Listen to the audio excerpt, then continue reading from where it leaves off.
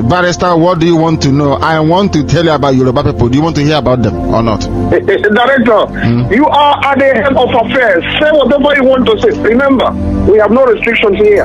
At all. You know, we have some documents, Barrister, never seen before in the zoo. Nobody knows. Not even Awolowo has this document.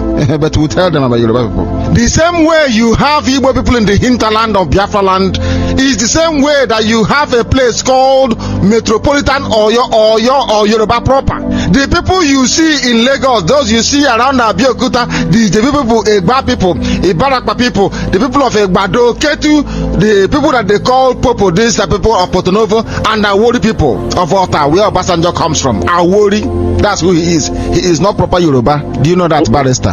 They are not proper Yoruba people.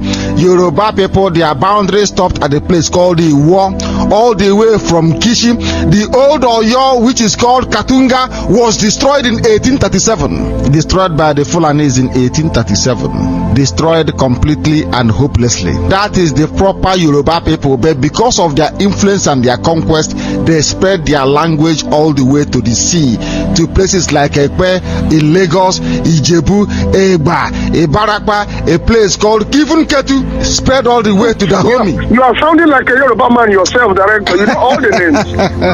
Oh my God. Barrister, they are not Yoruba. Obasanjo is not a Yoruba man proper. Obasanjo is a satellite Yoruba man. His place is not part of the old Yoruba proper. That was their name. Oyo are the Yoruba people. Oyo, the proper Yoruba people. Oyo, their spiritual home is at Ife. What we did not do, you see, we are very peaceful people. We did not force anybody else to impose our dialect on them. Oyo is the proper Yoruba people. The Oyo Empire. They spread their empire. You see, they said the Igbo people are domineering. They dominate you. Oh, they domineer. They will come to Calabar. They will take you. We are asking Yoruba people, how did you break away from Oyo, Igoho, all the way to Awori? How? By conquest. You fought wars. How did Yoruba people go all the way from Iwere, from Isheyin, from Sabe, from a place called Obomosho, even Ikoyi that you're listening? Ikoyi is not the island in Lagos, so there is the proper Ikoyi is in a place called Yoruba proper Ikoyi in present day. Let me and get back. The accent is different. The accent is different. Of course, they are different. These are the proper Yoruba people. They are Oyo out of conquest. They spread their war. If not for conquest, if Yorubas were like the Igbo people, for instance, today Obasanjo will be speaking his own dialect, not Yoruba. Today, like Bola Ahmed Tinubu will be speaking his own language around Porto-Novo. All the people around the Ijebu land, including Awolowo, they will all be speaking different language, including Mushood Abiola, different language from Yoruba. But because Igbo people did not venture out in conquest, that's the difference. Yoruba went to war to conquer people. Do you know the only major ethnic nationality that did not go to war to conquer anybody? Barrister. Director, it's us. It's the Igbos. It's the Biafrans. We didn't fight anybody. Oh my goodness. We didn't annex any individual. They are laughing of Oyo, not they are laughing of Ijebu land or Egba land. No, are laughing of Oyo. These are the proper. They are called, the Europeans call them the Metropolitan Yorubas. That was the place that Kakamfo. What is the man's name again? Afonja. The same thing that, listen very carefully, the same thing that Rocha Sokocha is doing was what Afonja did. He went and said, come and help me to secure political power.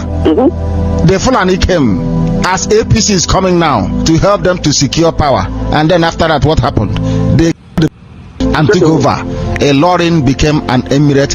The old Oyo was completely destroyed. In fact, they marched onto the sea to bring Islam to the sea until Islam touched Tinkan Island in Lagos. The reason why we have done this research very meticulously in the past few days is to remind people that history has a habit of repeating itself if you don't learn from it. If you ignore it. Yes. If you ignore it. The same thing that happened to Kakamfa Afonja while Yorubas were decimated by Islam. Yoruba cowards broke away from Oyo.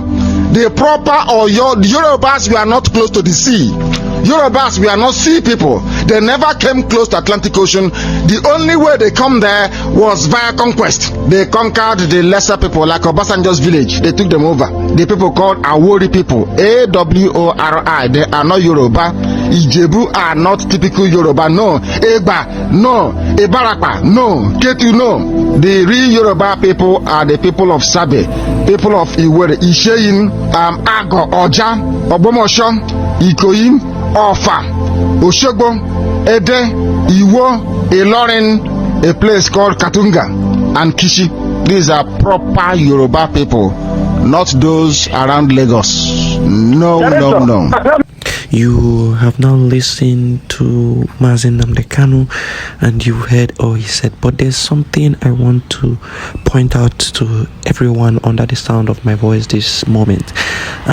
You heard Mazi Nnamdi Kanu talking about the activities or the actions of Afonja, that Afonja invited external people to help him gain power, and then after that they took over the Yoruba space. And if you are meticulous enough and you follow what is happening in Biafra territory, you would understand that this is exactly what Afonja did, is what these Igbo politicians, these southeast and south politicians wanted to do before the Prime Minister Ekpasamon Njoku, stood in their way and stopped that evil activity that they want to carry on. They wanted to give free way to these people, and then in exchange for political position, political power, and all of that. And so you discover that these people do not even care whatever becomes of their people in the end. All they want is their selfish interests.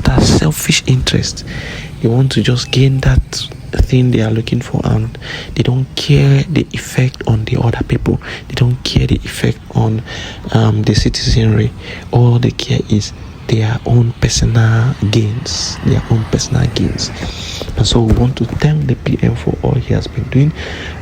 We thank God for bringing him at this time. If you look closely during Mazi Nnamdi Kanu's talk during the last court case, you will discover that there was this very evident smile on his face.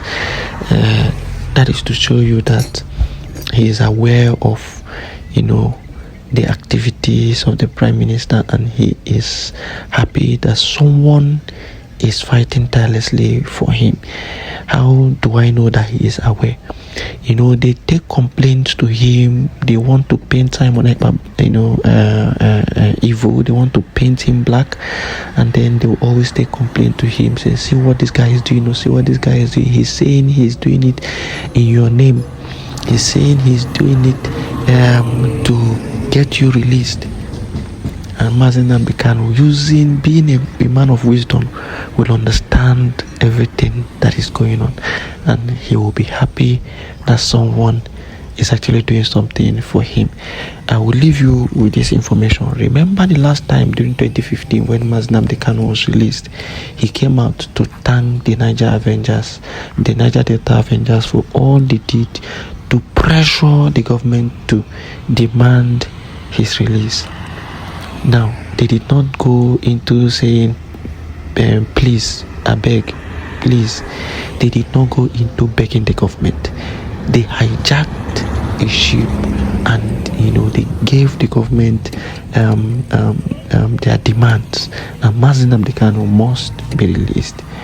And that is exactly the same format, and that the Prime Minister Ekpasamon Njoku is doing, currently delegitimizing them from all angles.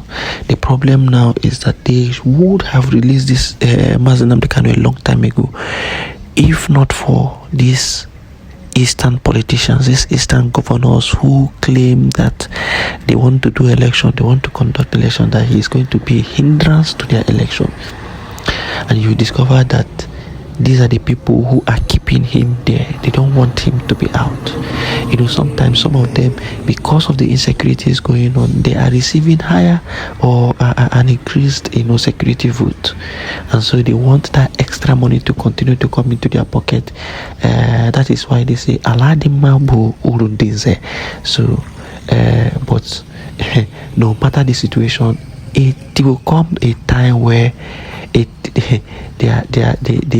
will not be comfortable sitting down where they are again, and then that is when the table will turn for the better. Thank you for listening. It is always Biafra First.